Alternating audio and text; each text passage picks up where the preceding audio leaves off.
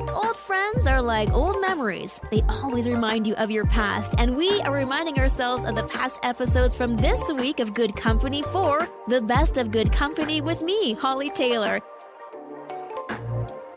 I'm Hollie Taylor for Good Company, and I want to talk a little bit about some of the weird things that you may have eaten. Because apparently, us in North America eat some pretty weird foods to the rest of the world. For example, just our salads. People get really creative with salads, maybe even a little bit more than what the rest of the world is doing with their salads. But salads in and of themselves, with like the different greens. Sometimes we mix things or add tomatoes. A lot of people just don't add tomatoes. Bacon. Bacon's one that a lot of people say, this is odd. Why would you put bacon on a salad? Cheese. Really? You want dairy with your veggies? Yes. Croutons and cucumbers are some of the odd, I guess, toppings for people's salads. I don't know. I like, dried fruit on mine. Is that weird? Producer Mike, I know you're no salad expert, but I don't know if it's weird, but I don't like fruit on salad. Yeah? Yeah, like raisins or what else? Raspberries I've had or apples. Yeah, no, not a fan. It's just not your thing. No.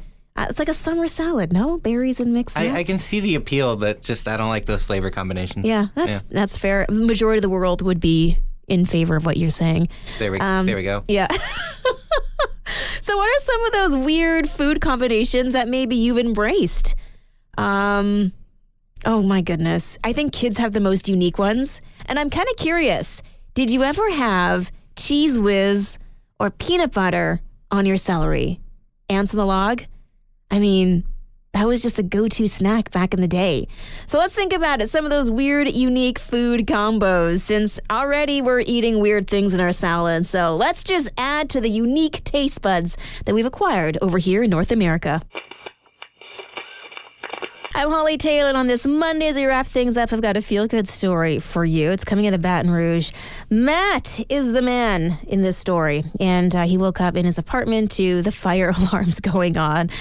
I've been there many a time, so of course you just grab whatever you can see, and it was first thing in the morning, and so he runs downstairs, and there he is, just kind of wearing some schleppy clothes, and at this point, the fire alarm had him wide awake. So did the crisp morning air. And so he thought, let's just start the day. So he goes to a local coffee place and gets his coffee, places the order, and then just stands outside for a bit while he's waiting for the order. And a young boy comes up to him, a 9-year-old boy named Kelvin. And he said, hi, if you need, here's $1. It looks like you might need something.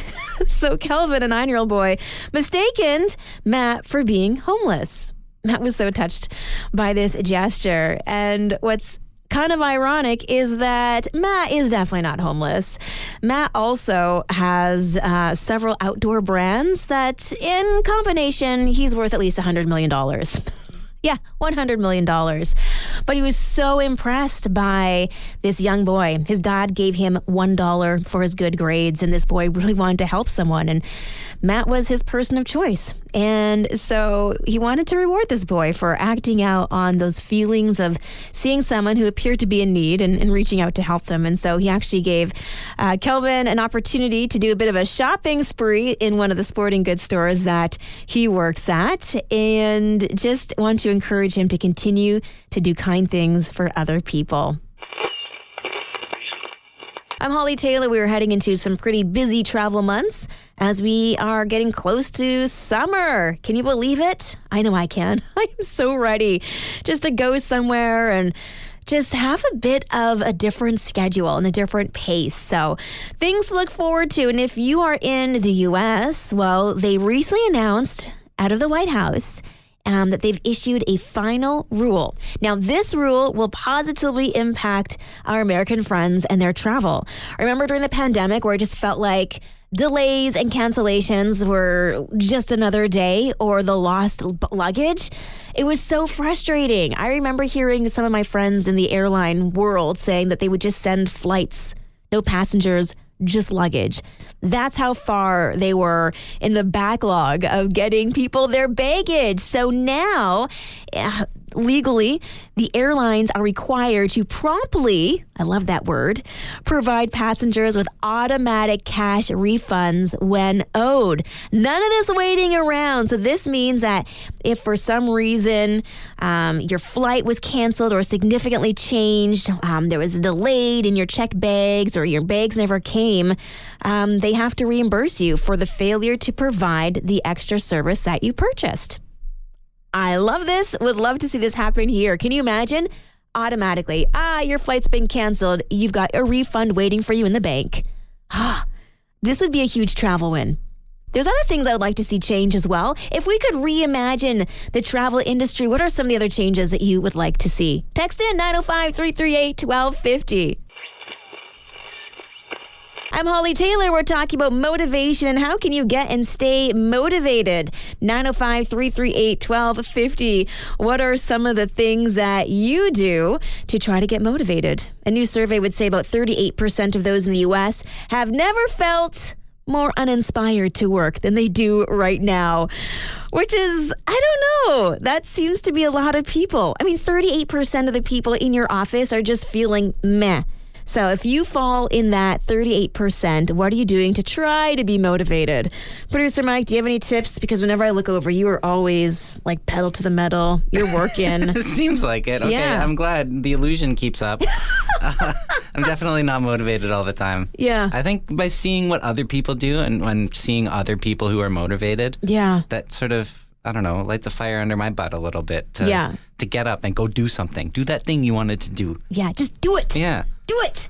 All right, let's take a text message. This message is from Vivian.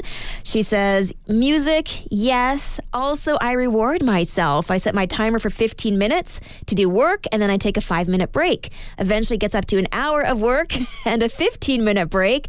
But these increments help me actually stay on task, and I finish the task faster. Yeah, there's power in the break. So giving yourself the reward of, I'm going to take a break, baby steps to start, and then bite off a little bit more. Thank you so much for your messages today. I'm Hollie Taylor, and I was reading the Bible to my daughter last night, as we generally do. But we've graduated from the kids' Bible because she kept saying, this is boring, Mom. I've already read all these stories with you. It's the same stories. Because I think we've gone through it about 2 or 3 times, and she's right. But she was not right when she said that she knew all the stories in the Bible. So I said, fine. What story do you want me to read to you from the Bible? And she says, I want to hear David and Goliath. Voila, easy breezy. So we started going through the story of David and Goliath. And I'm reading it. It's just not really PG. The Old Testament, as you know, has a lot of stuff that happens and death and killing. But she was so fascinated with the actual story that now we are in 2 Kings. We have gone chapter by chapter, and it is the single worst bedtime story after another. Not only is she trying to keep track of all the different kings and whose father was whose father. It is honestly, I think just her trying to think about it makes her tired and she falls asleep. And then every story ends with, and they died. So sometimes I just think about the Bible and how interesting it is, but also how real it is. And sometimes we try to, candy coat Bible stories. And I think our kids are definitely capable of more. I also think about some of those books of the Bible where it's just genealogies and it's so hard to get through, or you get to Leviticus. And you're just like, oy. But there is one particular chapter that is about begat, and it's super boring. It's in Matthew, and it kind of shatters the world. There's more than just what meets the eye with the begats, and begats, because in Matthew's day, he actually was explaining to them why Jesus was so important and the lineage. So for them back at the time reading it, it was wild. This is earth-shaking and shattering news. So anyway, I was just kind of curious about some of those Bible stories that maybe you were reading and you're like, yeah, this is not a bedtime story. We need to go back to Noah's Ark. Even that, a whole civilization dead. Well, good night, kids. So text in your stories, 905-338-1250.